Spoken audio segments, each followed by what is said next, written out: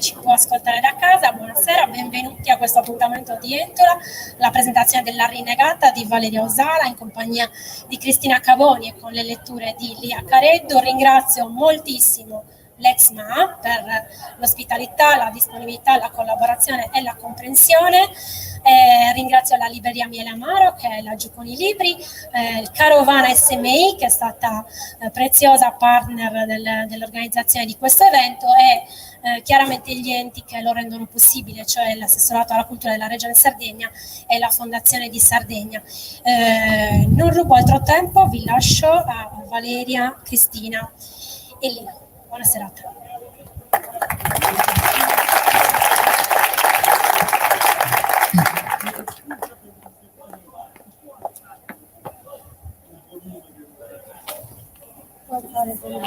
Siamo i piedi scoperti e i bastoni intagliati di chi cammina sotto il sole in attesa del vento. Se muori senza essere stato prigioniero e libero insieme, non hai mai vissuto. Siamo le braccia robuste e le mani ingorde dei contadini che non vanno in pensione. Se vivi di semine hai raccolto, non puoi avere grandi sogni, solo grandi speranze. Siamo i sorrisi calorosi e beffardi di chi accoglie lo straniero tra curiosità e diffidenza. Ogni incontro un esodo, ogni scontro un'invasione. Siamo lo sguardo inquisitorio e l'udito esperto di chi conduce il gregge e inforna il pane. Siamo le urla innocenti dei bambini e i silenzi vendicativi dei vecchi.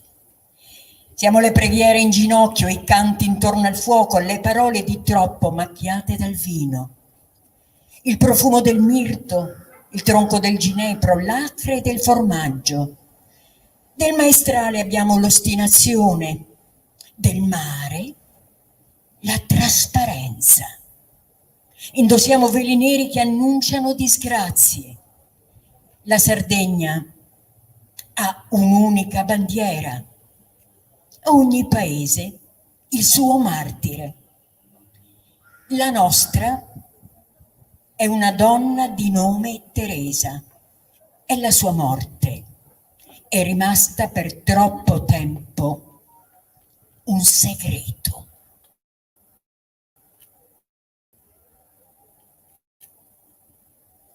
Nessuno ne parla, qualcuno domanda, tutti ricordano.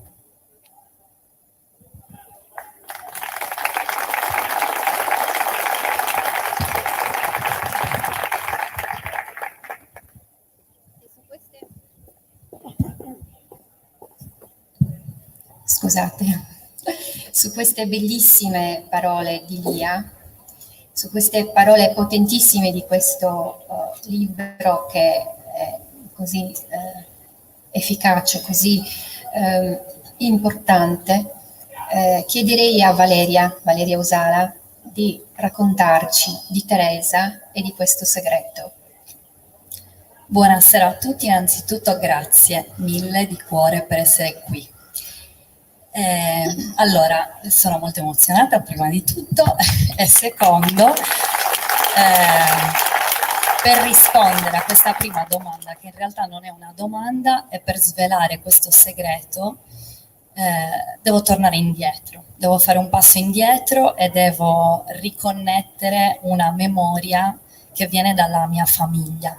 E quindi questa storia è importante ed è preziosissima per me perché viene proprio da un segreto familiare, che era un segreto per me, nonostante l'avessi già sentito, perché è una storia che io ho sentito raccontare, che si è raccontata per tantissimo tempo e che ho continuato a raccontare in questa versione di romanzo. E l'ho potuto fare solo grazie, insomma, ad altre voci che hanno raccontato prima di me. E questo segreto è la vita di una donna che ha voluto essere libera e per questo è stata un'ispirazione per me. È una donna che ha affrontato un sacco di difficoltà, ma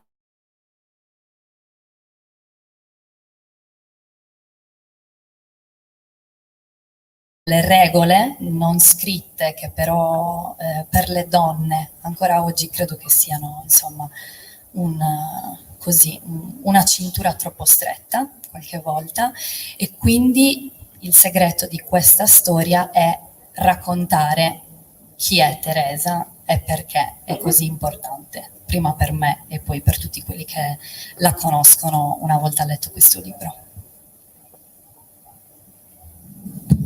Valeria Usala è una delle voci più importanti che sono affiorate nel nostro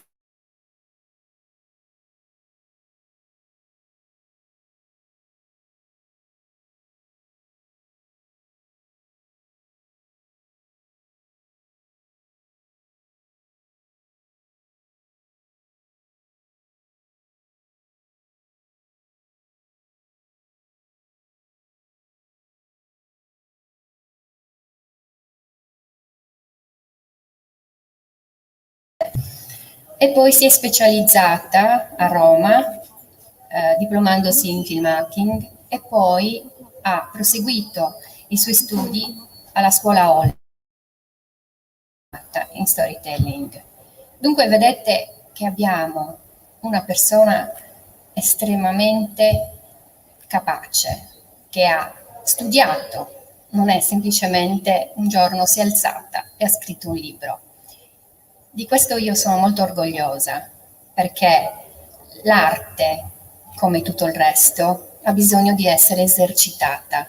Non esiste un pianista che non si eserciti, che non conosca le note, la tecnica. Dunque, Valeria, ti vorrei chiedere quanto è stata importante per la pubblicazione di questo romanzo il fatto che tu abbia acquisito questi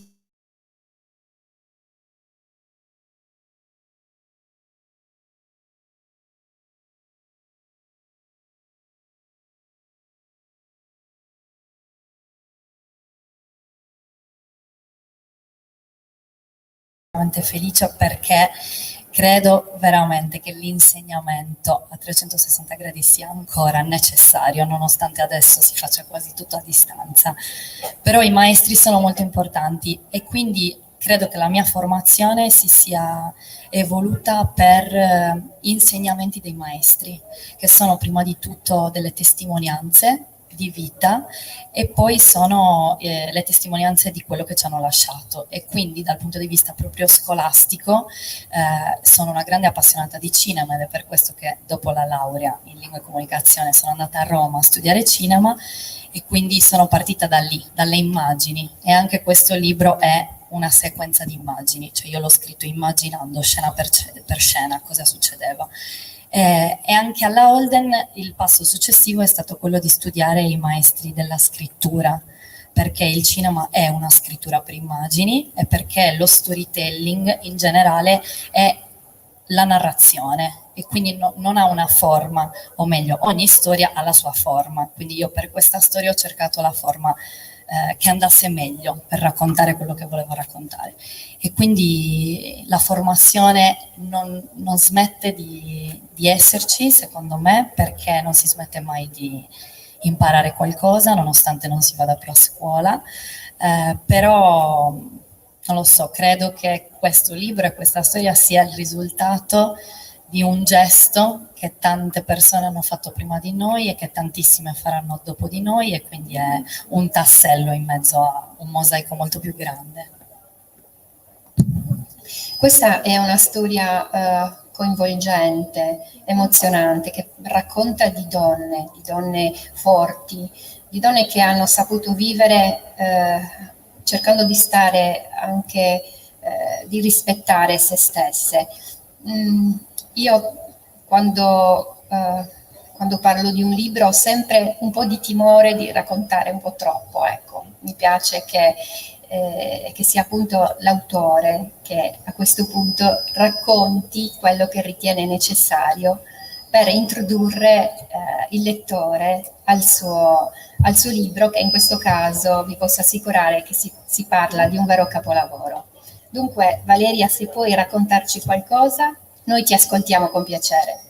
Ok, dal punto di vista proprio della trama, visto che mi sono accorta che fino adesso non ho detto niente di trama, per capire un po' che cosa succede in questa storia, è una storia che non ha un tempo definito, ma siamo nel passato, ed è un passato di un secolo fa circa, ed è una storia che accade in un paesino della Sardegna che si chiama Lolai, che non è un Lollai e che non esiste se si cerca su Google Maps perché è inventato.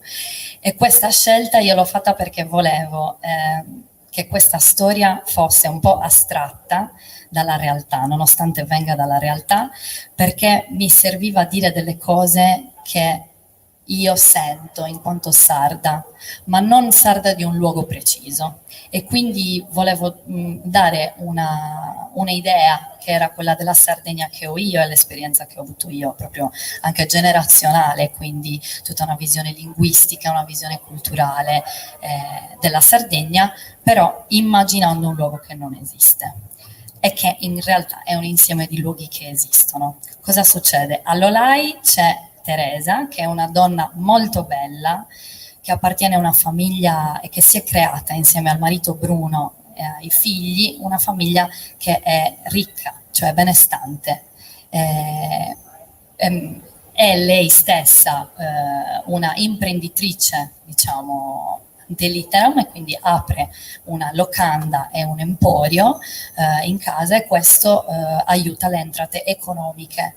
Questi tre elementi sono un problema per il paese, perché una donna molto bella è vista in qualche modo come una donna un po' pericolosa.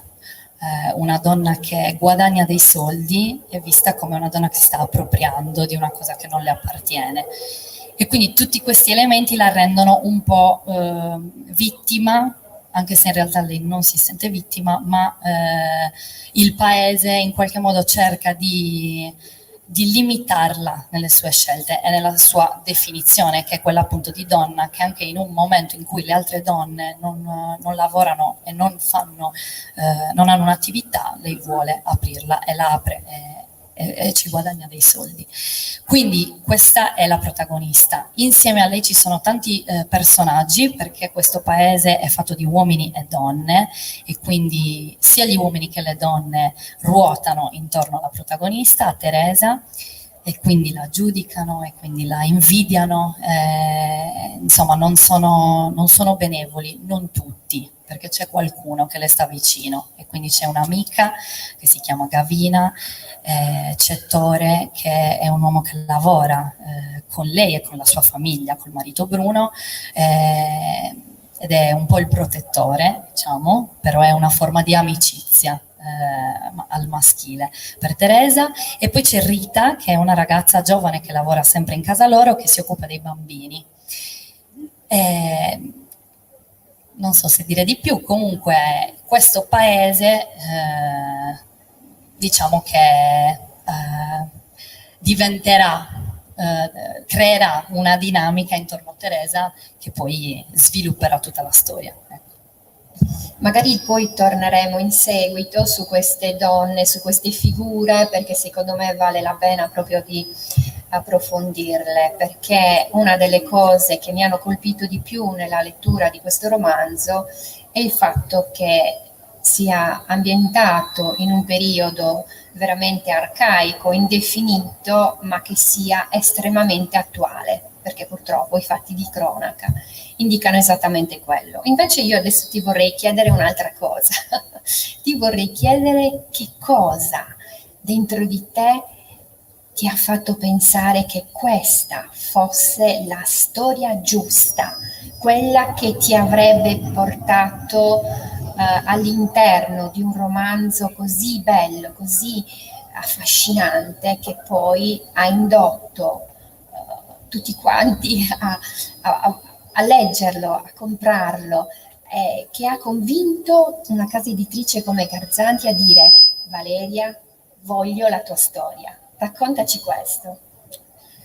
Allora, quello che mi ha fatto dire sì, voglio raccontare questa storia è stato un insieme di pagine stampate, probabilmente in fotocopisteria, non lo so, Credo di sì, comunque era un insieme di pagine che io ho letto e che erano state scritte da un parente, uno zio che oggi non c'è e avrebbe voluto esserci, quindi saluto Giampaolo che sicuramente vedrà questa presentazione e che è la voce fondamentale che mi ha permesso di raccontare questa storia, perché ha fatto un lavoro che io non sarei stata in grado di fare, che era quello proprio di raccogliere tutti i documenti, tutte le notizie reali che si avevano di questa storia, ed era più vicino alla donna che ha ispirato appunto Teresa, e quindi era per lui una storia di famiglia ancora più forte rispetto alla mia generazione, ma mi è arrivata quella potenza,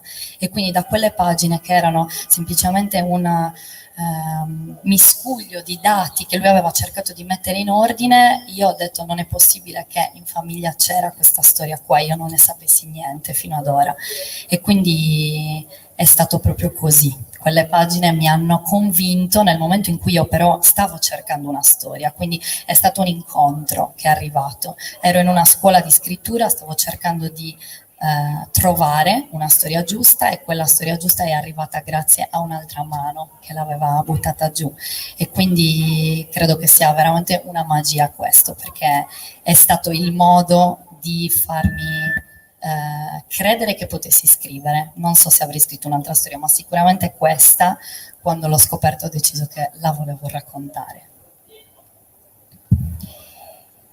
In questo romanzo c'è una scena bellissima che parla di un momento, che è quello dell'Entula. È qualcosa che mi ha colpito in modo profondo, perché penso che in questo gesto così antico, così arcaico, nel sollevare il grano separandolo dalla pula, c'è veramente tanto a livello metaforico, e noi possiamo identificarci. Raccontaci di questo. Ed è quasi assurdo che io lo stia presentando in un festival che si chiama Entula, e io avevo iniziato a scrivere questa storia con questo termine prima ancora di sapere che c'era un festival che si chiamava così, per dire quanto ero fuori dal mondo. E questa parola per me è simbolicamente potentissima, perché richiama tutto un immaginario, tutta una cultura, tutto un sapere che credo di aver solo abbozzato, perché sono la prima che non si era interessata davvero a riscoprire delle cose che vengono dal passato, e anche il mio sentirmi sarda era fino a un certo punto, perché comunque ho sempre voluto andare fuori e mi interessava più l'esterno. Quando invece sono tornata, per questa storia in particolare, ho scoperto che c'erano tante cose che anche a livello linguistico significavano, avevano dei significati molto importanti, e l'entuladura per me è simbolicamente il gesto di levare via un velo di silenzio che avvolgeva questa storia, perché era difficile parlarne, è ancora difficile, e perché è come rivelare una verità che è un po' scomoda, e quindi che anche tutte le volte che sentiamo oggi che ci sono delle donne che vengono limitate nel loro autodeterminarsi, o che vengono imbrigliate in delle relazioni che non le rendono libere, ci sono tantissime situazioni in cui questo velo cala sulle persone e non gli permette di esprimersi, e quindi questo gesto, che era un gesto antico che appunto separava la pula dal chicco, cioè l'involucro dalla sostanza, da quello che pesa e cade a terra, per me era proprio il simbolo di quello che ho cercato di fare con questa storia, cioè togliere quel velo e riconoscere questa donna per prima, e con lei spero anche tutte le altre donne che sono veramente avvolte dal silenzio, e credo che anche a livello femminile questo sia un obiettivo molto nobile, il cercare di dire le cose, di non stare più in silenzio. Io chiederei a Lia di venire ad alliettarci nuovamente con un altro pezzo. Teresa è stata uccisa ed è tutta colpa nostra. Siamo la vergogna di una colpa taciuta, la pazienza di chi attende parole nuove per chiedere perdono. Siamo il dolore di un cuore isolato, la gioia nella mano tesa che ne riattiva il battito. Siamo l'inerzia di un fiore reciso, il vigore nelle sue radici trapiantate in terre straniere. Siamo l'impeto di un fuoco ardente, la quiete nelle sue ceneri raccolte in cumuli sparsi. Siamo la condanna di un volto sbiadito, la fede nel tentativo di ricomporne i confini.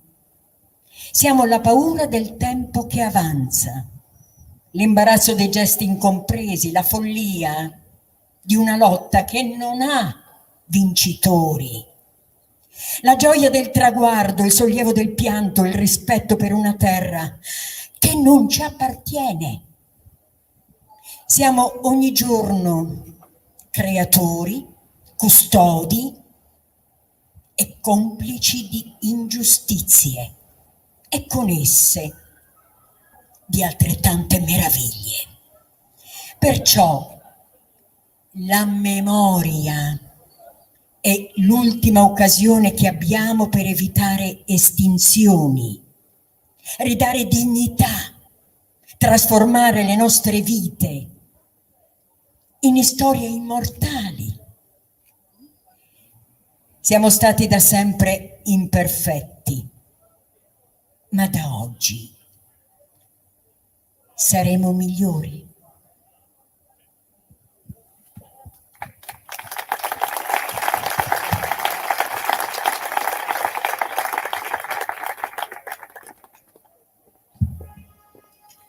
Ci sono gli uomini, ci sono le donne, c'è la Sardegna che tu hai raccontato con dei dettagli che te la fanno proprio sentire, che te la fanno annusare.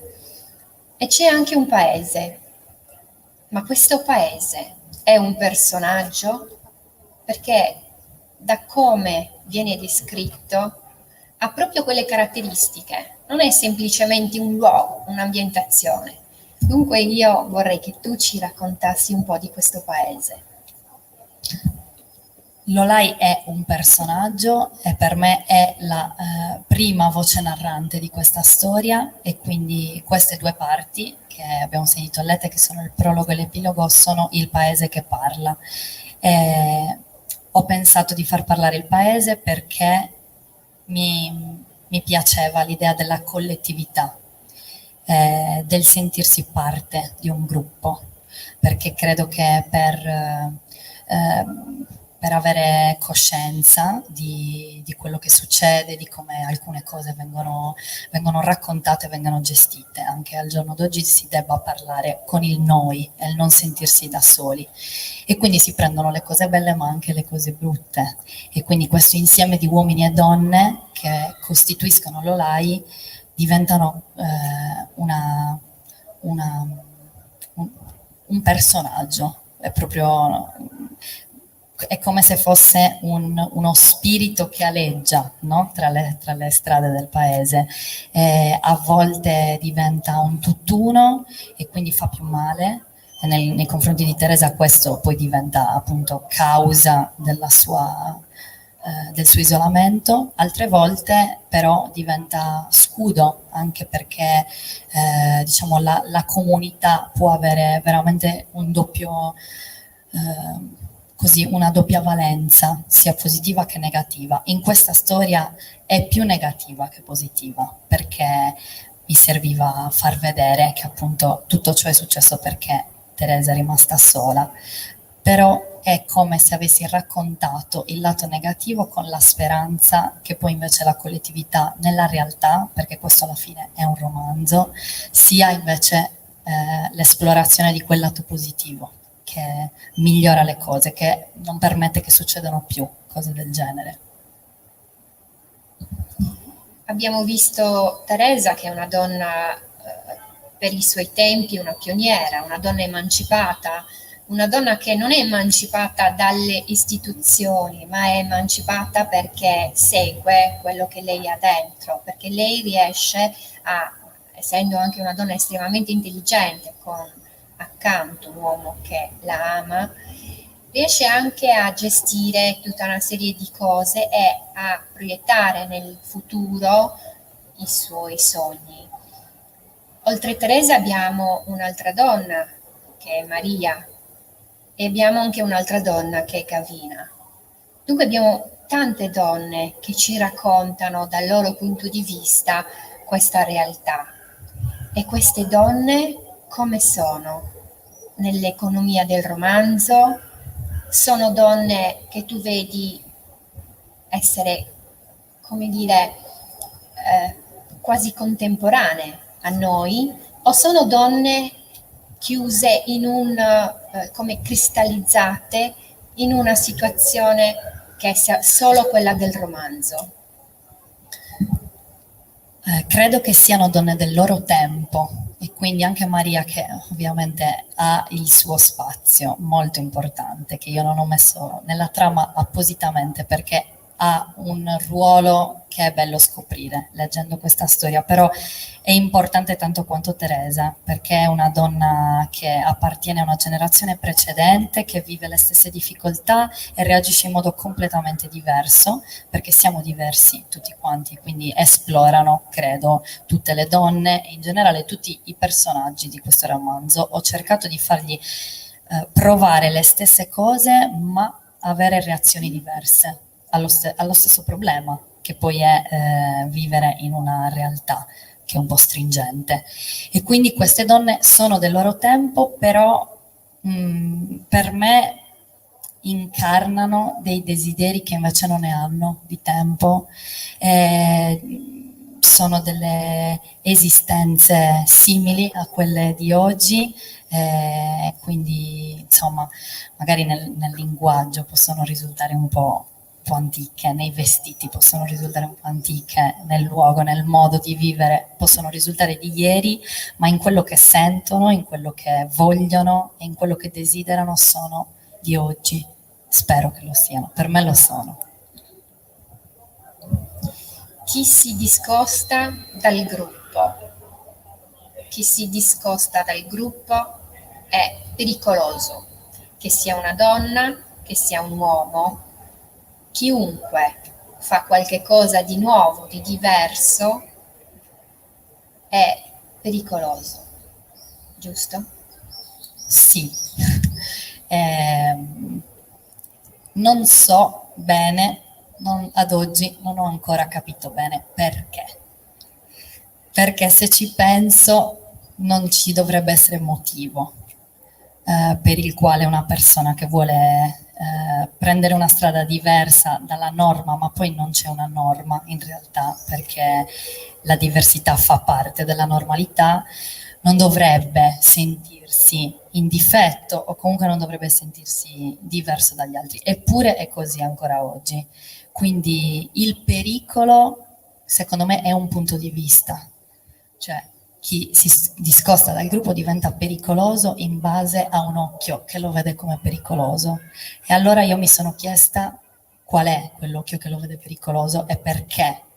E forse alla origine di questa cosa qui, siccome non ho trovato una risposta, la risposta è che non c'è motivo per il quale si debba essere pericolosi e si debba correre un pericolo ad essere diversi. E quindi può sembrare molto idealista e molto fra le nuvole questa cosa, però io ci credo fermamente. Ora andiamo sul personale, perché vogliamo sapere qualcosa di più. Com'è cambiata la tua vita? In quest'ultimo mese e mezzo, dici?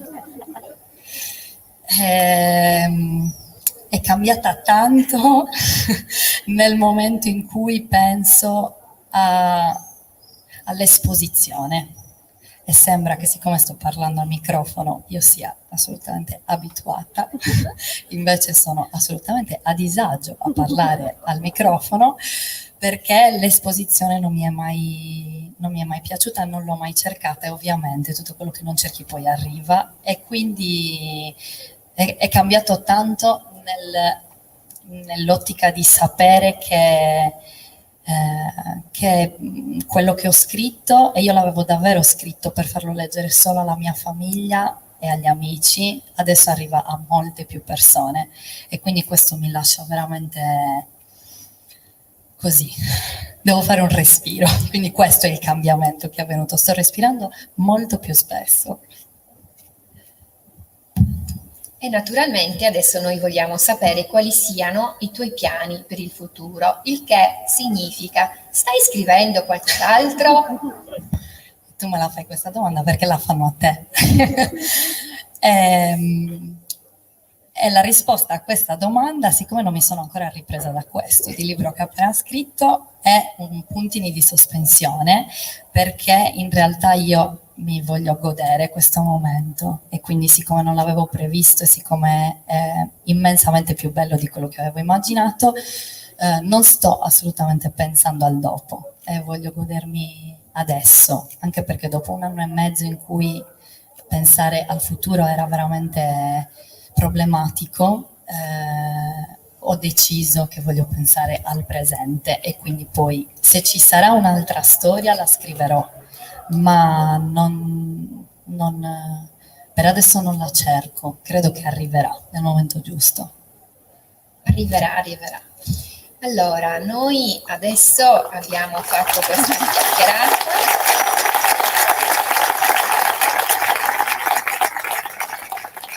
E vorremmo anche sentire qualcuno con qualche domanda e fare magari una conversazione anche amichevole con il pubblico.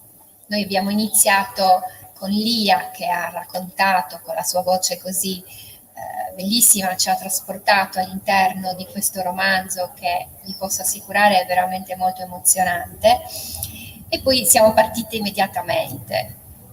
Adesso però abbiamo bisogno di voi, e dunque avete qualche domanda? Anche piccola. Prego. La scelta del paese immaginario è legato in qualche modo a Grazia Deledda? Ripeto la domanda, sì. Se il paese immaginario, la scelta del paese immaginario è ispirata in qualche modo a Grazia Deledda, che è una domanda che mi stanno facendo moltissimo ed è sicuramente parte sia del mio passato di lettrice, ma credo che in Sardegna non si possa non nominare a un certo punto. Quindi l'ispirazione del paese io l'ho avuta proprio in realtà immaginando che volevo costruire un altro luogo completamente avulso dalla realtà che conoscevo, però pieno di elementi di realtà. Però se dicessi che non ho pensato mai a Grazia Deledda mentre lo scrivevo, direi una bugia, e quindi sicuramente c'è, qualche accenno c'è.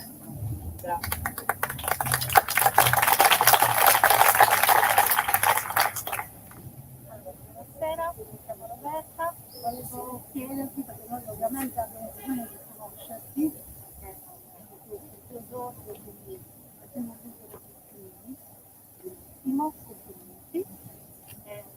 Volevo chiederti qual è il tuo genere di lettura, cosa leggi, cosa ti piace leggere. Sì, cosa mi piace leggere e quindi qual è il mio genere preferito. In realtà io leggo tante cose diverse, come guardo tante cose diverse, e quindi non ho un genere preferito. Sicuramente le storie che vengono dalla realtà mi piacciono molto di più, perché c'è una radice che posso riconoscere, e quindi se dovessi scegliere direi che le mie storie preferite sono sempre quelle che hanno un'aderenza alla realtà.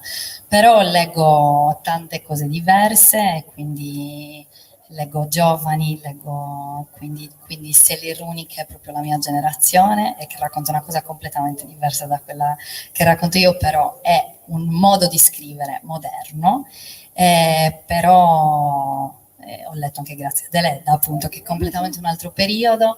E poi mi piace tantissimo un libro che si chiama Knife Super di Erlend Loe, che è un norvegese, quindi proprio un'altra derivazione, però tante cose diverse, quindi storie completamente diverse, però che hanno sempre qualcosa di autentico dentro. Sì.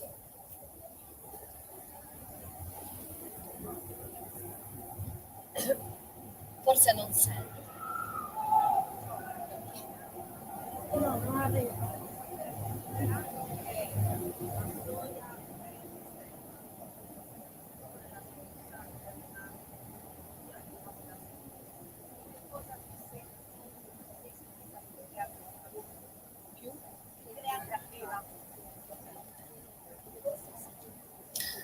Ok, visto che la storia esisteva già, in che parte mi sono sentita, ho sentito più creativa, mi sono...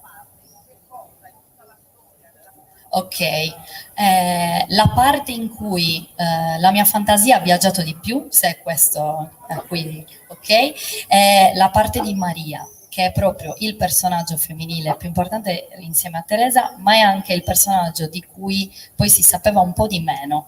E quindi, siccome si sapeva di meno nella storia originale, comunque io ho tentato di inventare di più, mi sono lasciata proprio trasportare, perché era molto affascinante come personaggio di un libro, ma anche era una persona reale che mi sembra incredibile che sia riuscita a vivere, a fare quello che ha fatto, così come Teresa. E quindi Maria è forse il momento in cui io racconto Maria e vado indietro nel tempo, è quello in cui davvero ho viaggiato di più, la fantasia. Perfetto, meno male.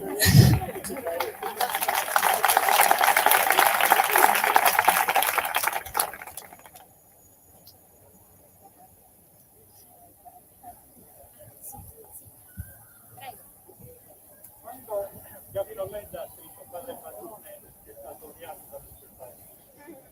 Quando Satta ha scritto Il Trono del Giudizio non poteva più tornare a nel suo caso.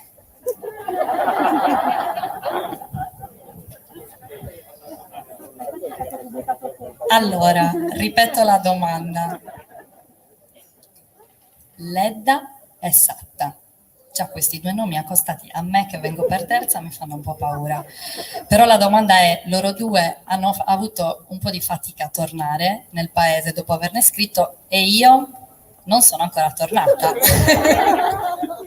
Un po' per il Covid, un po' perché ho avuto tanto da fare, un po' perché il paese sicuramente sa di questa storia. Poi in realtà è davvero un romanzo e quindi io ho inventato un luogo, ho inventato dei personaggi perché è un'altra cosa, questa storia è un'altra cosa, però il luogo a cui si ispira esiste davvero, io ci tornerò e quindi ancora non lo so e per me c'è tanto amore verso questo paese e non lo dico per lisciarvi il pelo, ma perché è davvero così, è perché ci sono stata e ci sono tornata e ho dei ricordi che sono i più belli della mia infanzia e quindi nonostante a livello di storia il paese sia un po' colpevole, io credo che il vero paese invece sia la culla di questa storia, di questa donna e quindi per me ha un valore inestimabile, quindi sul rientro non lo so,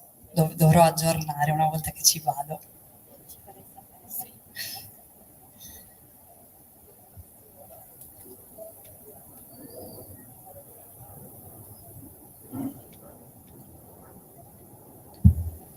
Matteo? Sei la nostra speranza, Matteo. Io posso arrivare? Quando faccio un salto in avanti di un anno, chiedo di adattare La Rinegata a film, il che ovviamente combatte perché fai lettura di un tipo che lettura dell'altro. Qual è la prima cosa che fai? Da dove cominci? Allora Matteo mi chiede se a un anno da oggi mi chiedessero di trasformare questo libro in un film, da cosa inizierei?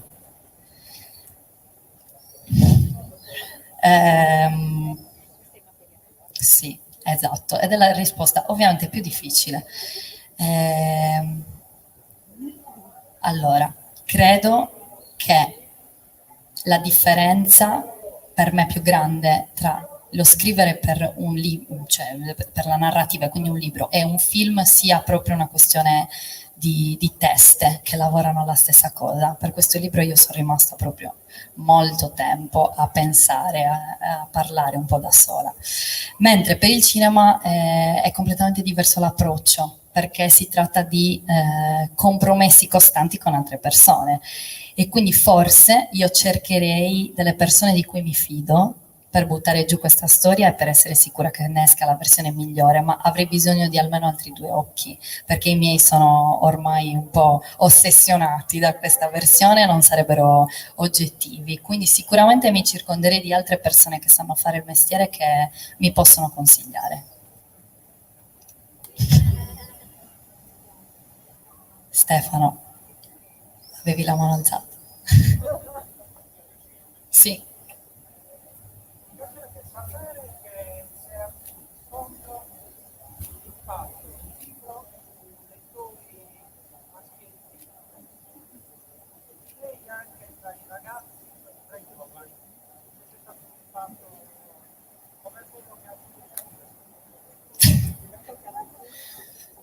Se c'è stato e qual è stato l'impatto dei lettori maschi e giovani? È una bella domanda, perché io ho scritto una storia di donne, quindi libere, coraggiose. Ho detto, vabbè, insomma, alle donne potrebbe piacere questa storia. Gli uomini ero un po' più titubante, perché ovviamente poi è una vicenda che racconta anche il rapporto con delle figure maschili che possono diventare anche un ostacolo, però ci tenevo a mettere dei personaggi maschili che invece fanno tutt'altro. Quindi il riscontro per ora dei lettori maschi è stato molto prezioso, perché mi ha dato una visione complementare, e credo che sia proprio il bello del femminile e del maschile, perché sono complementari tra di loro. E quindi i giovani in questo invece non solo sono complementari, ma aggiungono delle cose che io mi sento dire sei giovanissima, stai scrivendo e sei giovanissima, ma se io guardo indietro ce ne sono molto più giovani di me ormai, e quindi vedere come questa storia viene presa non solo dagli uomini, che è giusto che si sentano anche un po' attaccati, se qualcuno si sente attaccato. Nessuno me l'ha detto, però potrebbe succedere questo, e quindi mi rendo conto che questa storia arriva un po' come un pugno, ecco. Però credo che l'occhio più giovane, che sta vivendo delle cose che a livello tematico, quindi sulla libertà di espressione, sul dire chi si è, non aver paura a dire chi si è, in questa generazione sono più facili, a me sembra che i giovani abbiano più facilità anche di me a dire delle cose, e quindi io spero che l'aggiunta di un occhio giovane a questa storia sia quello che le manca. E quindi il mio occhio femminile l'ha raccontata, ma l'occhio maschile e l'occhio giovane sono i 2 occhi che la possono veramente completare. Allora, se non ci sono altre domande, ecco la signora. Nel libro ci sono atmosfere che poi noi sardi ci possiamo rivedere, sono atmosfere che stiamo cambiando, ma i commenti fuori dalla Sardegna, questi che arrivano. Bella domanda, ed è sui commenti al di fuori della Sardegna che sono arrivati fino adesso.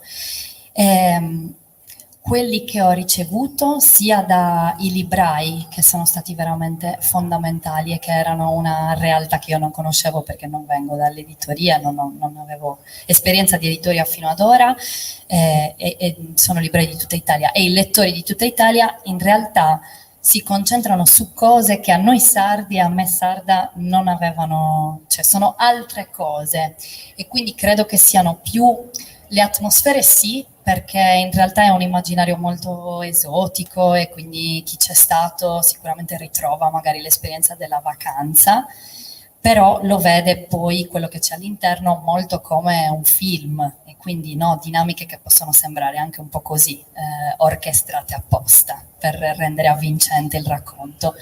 Però quello che mi piace di più da fuori è l'astrazione di questa storia che non diventa più sarda, perché per quanto abbiano avuto contatto con la Sardegna non è una terra che hanno vissuto, e quindi rimane l'essenza di questa storia, che è alla fine una persona, ed è una donna, ed è il desiderio di essere libera di questa donna, e quindi questo non ha attinenza con la terra in cui questo succede, perché poi il contesto del paesino è così anche da altre parti, non solo dell'Italia, penso anche fuori dall'Italia, no? Quindi quello che mi piace è che questa storia vista dagli occhi esterni diventa semplicemente quello che era in realtà, cioè una lotta di una persona che vuole essere libera e basta. Però credo che sia poi quello che se dovessi togliere tutto il resto è quello che vorrei che rimanesse, è una storia di una lotta.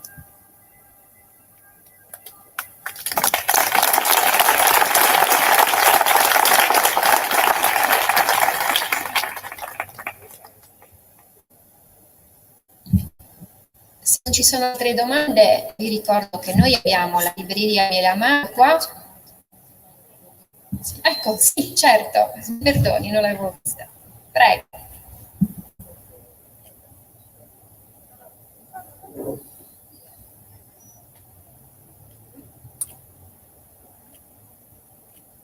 Volevo chiedere a Valeria quanto i suoi studi, la sua formazione culturale, la sensibilità verso la cultura cinematografica ha influito in parte ha risposto a questa domanda. Però secondo me c'è una scena che è la più bella artisticamente anche di tutto il romanzo, che è la scena in cui Maria tiene in grembo la figlia e la figlia riconosce la madre, cosa ti hanno fatto, eccetera. Questo è di una grandezza che nel campo cinematografico è stata osata soltanto nel film Roma città aperta, il film più bello che è ritenuto dai critici cinematografici di tutti i tempi. E questa scena da dramma medievale, anche questa scena conclusiva di dramma medievale, è dovuta all'ingegno, all'astuzia consumata di Rossellini, che oltre ad aver usato la recita soggetto, ha usato la drammaturgia medievale, che è la più conosciuta dal pubblico, diciamo, quella che comunica meglio.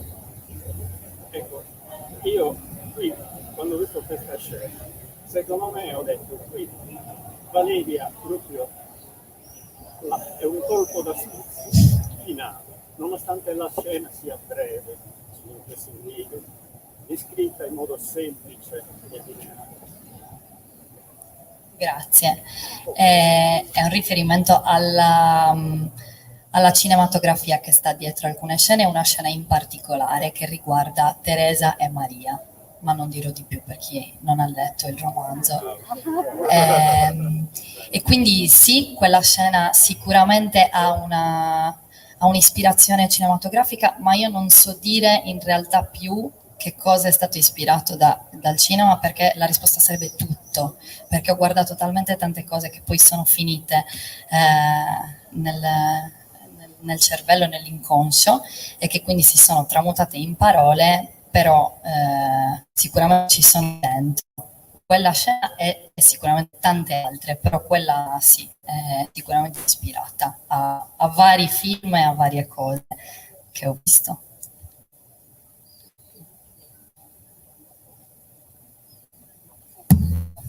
Allora, se non ci sono altre domande, c'è sempre la libreria Miele Amaro là, che ha i libri, e vi lascerei un po' di spazio anche per le firme e per magari fare due chiacchiere con l'autrice, è per quello che ho cercato di stringere. Buonasera a tutti. Sì. Solo invito Valeria a restare qui a firmare le firme in modo che sia mantenuto il distanziamento con caloroso pubblico.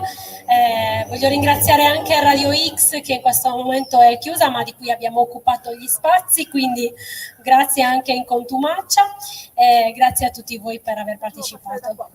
Che cosa succede? Ah sì, la fila magari per le dediche fa